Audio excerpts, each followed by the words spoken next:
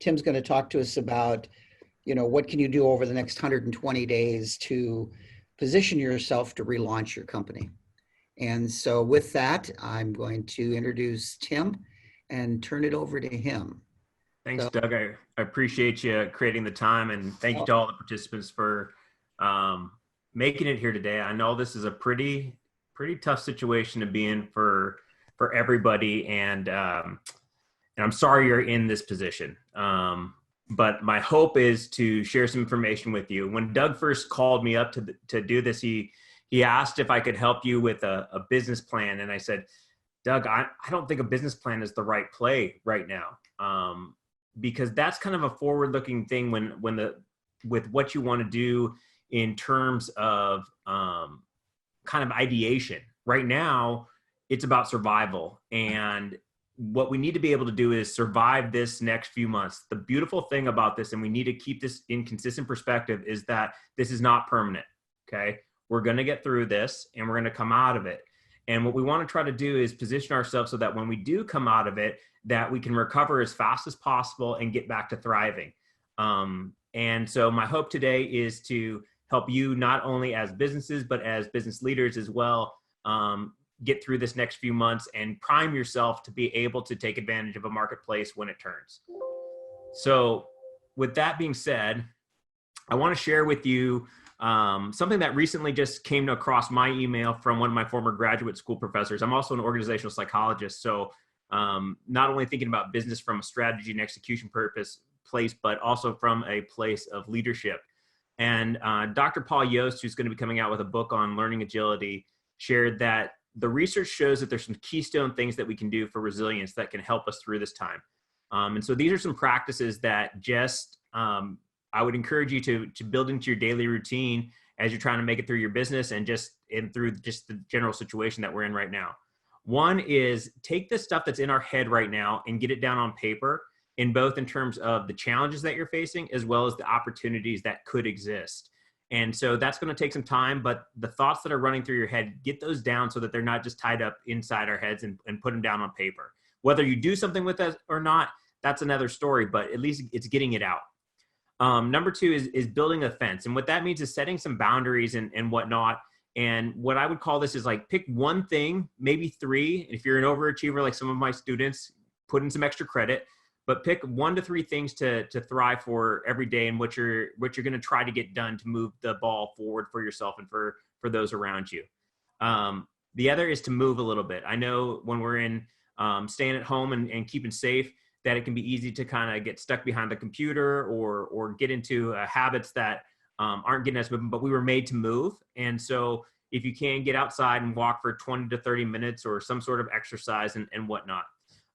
The other is a social support. Obviously, being in isolation, that's tough. And luckily, we've got technology to help us, but that social support is key. And I think in terms of a business network and building relationships, you've got folks here through the city and the Chamber of Commerce and other networking opportunities to be sharing the support with as leaders and as businesses who are all kind of going through similar circumstances, and lean on one another. And lastly is to make sure that you carve out some time every day for mindfulness and to write down some things that you're grateful for.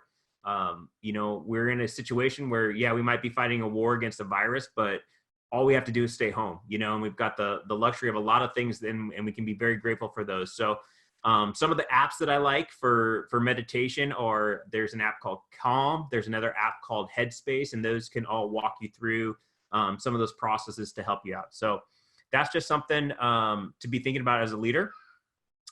The other thing I would challenge you to do is think like the Stoics, and the Stoics, I'm talking about the individuals like Marcus Aurelius, and Ryan Holiday has a really great book out there. And throughout this presentation, you'll see a number of resources that I'm including to help you if you want to check them out. And his book is called The Obstacle is the Way. And what Ryan Holiday focuses on here is taking Stoic philosophies, which means essentially that we can't control what happens to us. Like, we can control that our business environment changed so dramatically in such a short period of time, but we do have control on how we choose to react and respond to that. And so The Obstacle is the Way is a great resource to kind of hearing some stories throughout business and other historical figures on how they were faced with really tough obstacles, but rather than letting those consume them, they found ways to work through them, work around them. And so even professional teams such as the Seattle Seahawks use Ryan as a consultant and whatnot. So I think this is a fantastic resource, especially in the time that we're in. Now, when we're thinking about our businesses, there's a saying that I say to my students in our introduction to business class in the first day or two, and it's revenue is vanity, profit is sanity, and cash is king. And I think as small businesses, medium-sized businesses, or solopreneurs, we understand that what's in the bank account is such an important element to us. But as we look at when we do our accounting, we always calculate it by revenue minus expenses, and whatever's left is our profit. For the next 3 months, for that 120-day period, what I want you to focus on is whatever cash you've got remaining in liquidity, plus any revenue that you can bring in during this time.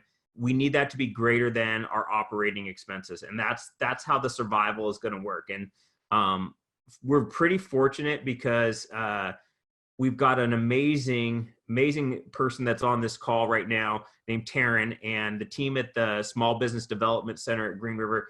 They are wonders at knowing and understanding some of the number sides of business and understanding the resources and whatnot. And so I'm really pleased that Doug and the SBDC at Green River can be on this call to help you with kind of understanding what are some of those things that we can do to take care of this first, which is trying to find capital and ways to stay liquid during this time if you weren't in a position to be there right now. Today, I want to focus in on 3 big areas that you can do, because a lot of this is what we can't do right now. We can't operate. We can't do this. We can't do that. Instead, I want us to focus on what we can do. And right now, what we can do is we can focus on people, we can focus on process, and we can focus on our positioning so that we're ready to come out of this and start to thrive. So on the people side, 2 thought leaders that I really like in the space. One is Simon Sinek and his book, Start With Why or Leaders Eat Last and The Infinite Game. Those are all great resources. And what we really understand from Sinek is that people buy our why, and then how we do it and what we do are just byproducts of our why. So, use this time as an opportunity to re-examine your business and take a look at what's your larger purpose. Who are you serving and why are you doing it? The other really interesting part of this is I think that we all need to lean into being a little bit more vulnerable right now. And Brene Brown is one of the best thought leaders in this space. And her book, Dare to Lead, is a really good resource for those of you who want to engage with your employees and your customers and help them through this time as well. So those are 2 people that I would love for you to check out. The people matter most when it comes to business. And here are the people I want you to be thinking about as we get through these next 120 days. One is I want you to be thinking of yourself and some self-care as a person and as a leader and as an owner of the business. Your employees are mission critical to your success, both as teammates as well as just the folks that are going to help you get back on and going. What the research shows us is that organizations who have the ability to retain talent during a down period come out and are stronger in a more long-term effect. So if you think back to the recession, like this, one of the things that the state did that was really interesting was this shared work program where they could keep people in terms of having them on benefits, but reduce their hours and then be supplemented through unemployment insurance. And I know that program is still into effect, and we've got some other relief packages in there. But if we can retain our team as best we can during this time, that can be really impactful to being more successful coming out of this situation. Our customers, if we think about them as people and more so as they are depending on us to add and create value for them. We might not be able to do it in the same way that we have been doing it in the past, but we can still think about how do we want to, in the future and in the present, still add value and create value for them. And then we don't do this alone. Oftentimes there's the suppliers and the community around us. And those people are there to not only that depend on us, but they're here to support us. And no business owner in this situation should be scared or think twice about reaching out for support from anybody in the community, because the way that this community will get back is by relaunching together. In terms of what you can do to help yourself and your people is, one, use this time to focus in on some strategic planning initiatives. Take this as an opportunity, like I mentioned, to step back and look at your larger purpose and how you're aligned with those and what potential changes or opportunities might exist as you come out of this. With your team, with your employees, is you could focus in on coaching and team building. While you don't necessarily need to be together physically to do that, you can get on Zoom calls. You can have those opportunities to focus on things that to bring people together. You can have them read a book. One of the ones that we use in our classes is called 5 Dysfunctions of a Team by Patrick Lencioni. And we found that to be remarkable in helping students form really successful teams. And with that, we can focus on upskilling. There's a lot of freebies out there, or very low cost investments to no cost investments. It could be curating podcasts from shows like Entree Leadership or the Learning Leader Show, or a variety of different ones that are out there on the Apple top 200, where you could send out on Spotify, you could send out a playlist every week and have everybody listening to some of the same podcast, or sending them TED Talks, or going, if you want to put some money into it, go onto Udemy and find out key skills that you think would help your business. And a lot of those are at a very low cost right now. LinkedIn Learning has wonderful learning opportunities too. So upskilling your people and having them do that if they can't execute on the job that they were given, this is another way that you can help them grow and develop and be better when they can come back to you. And then engaging with your customers in the community and your suppliers, doing some sort of market research and customer feedback through channels or phone calls. It's a way to connect with them and for them to know that you're still around and that you care about what they think, and you're thinking about how you can get better through this. That's going to leave a lasting impression with them. In terms of the process, this is, there's an old saying in the E-Myth Revisited by Michael Gerber, which says that oftentimes entrepreneurs, we end up getting stuck working in our business and not working on our business. And so now, you've been kind of put into a position where you may be struggling to generate revenue. You might be at a standstill. And so leveraging this time to work on your business is a great opportunity. So a couple of other resources that can give you some frameworks that could be helpful to building some strategy and some culture around is obviously the E-Myth Revisited, Scaling Up by Vern Harnish, and the Lean Startup by Eric Ries. So a process that you can use to evaluate your process is one, first, create a customer journey map. Take a step back, just as Jason was talking about in terms of how your customers are discovering you, or what is, talk to some of your customers on what it's like to do business with you, and really map out that journey. That's going to give you a different perspective on things, and that might change how you operate your business. And so you can amend some of your processes that way.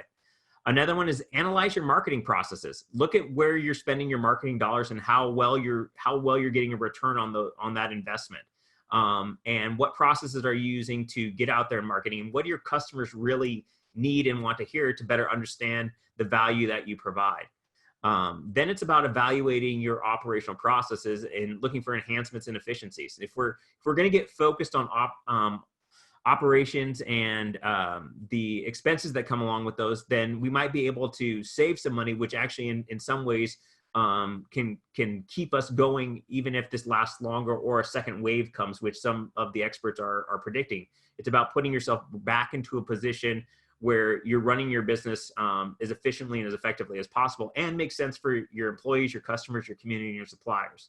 And then lastly is align. So once you've created that customer journey, you've looked at that, you've analyzed your marketing, you've evaluated your operations. Now it's time to look at the dollars and seeing where they're flowing and where they're being allocated so that you can get what we call the Pareto principle, the 80-20 results. So what's the 20% things that you can invest in that will give you the biggest 80% impact? That's where we should be allocating whatever resources we have at this time is to get biggest impact. The good thing about this is if you use this really tough time to work on this, in the good times, then you're going to have habits and discipline that are going to make you even more effective. So lastly, it's positioning ourselves when we come out of this. And a couple of great thought leaders and books in here is This is Marketing by Seth Godin, Building a Story Brand by Donald Miller, and Great by Choice by Jim Collins. And if you don't, have the time or can invest in the reading of this, these folks can be found on podcasts, and they give you some of the best stuff. Apps like Blinkist and Audible. There's other ways to consume this content that can still get you to where you want to go and give you great frameworks to work from. And what I mean by positioning is I want you to be thinking about what we call the funnel, right? And if you think about the funnel, you think about the top part of the funnel is trying to get as many potential customers that align for your products and services and attract them, drive the traffic so they become aware of you. That's all marketing. The bottom half of the funnel is where we make the sale. That's all the sales process. And so we need to be thinking about, as Jason was talking about a little bit earlier, is what is that content and how well is that getting to your customers? And then from the marketing standpoint is, how well is it resonating with them? We know right now that people are spending a lot more time on social media and the internet because that's how that's what they've got. That's what they've got time to do and whatnot. So are you on social right now? Are you posting? Are you using your subject matter experts to add value to other people? So this is an example. You see folks that are in the fitness industry who are out there posting workouts and giving their customers value that way. If one of our companies that we work with in the program at Green River is in the plumbing industry, and is giving tips and whatnot to help people during that pace. Like don't those things that are, say, flushable wipes, don't flush those. I guess they're not good. So they're finding ways to add value that are free. They're not costing them anything, but they're staying top of mind in those in those customers' mind because they're engaging with those audience and forming that relationship. The idea is that when we come out of this, even if you may or may not be able to service your customers right now, one, you might find that you have new channels to engage with them on.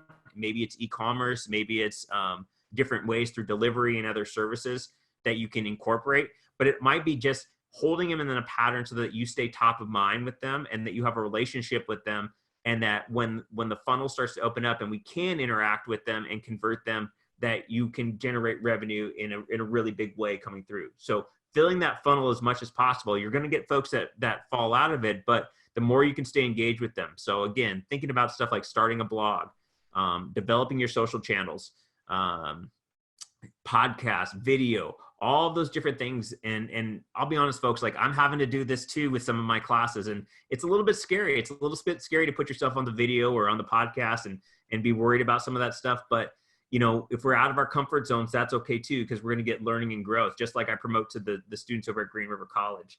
And I would say that too, if you need additional help and support, is our programs are designed to be around applied and experiential learning. And so perhaps some of our students can help you. I know they're anxious, they're worried. We've got a number of them that are going to be graduating here at the end of the new quarter, and they're going to be hungry for opportunities too. And I'm going to be telling them the exact same thing: is find ways to add value and build their personal brands.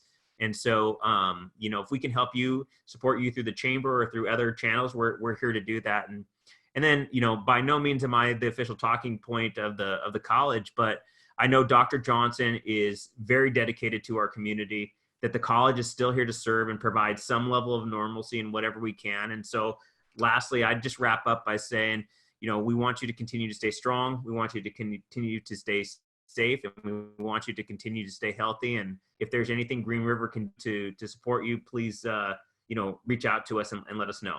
Thanks, Doug. Thank you, Doctor.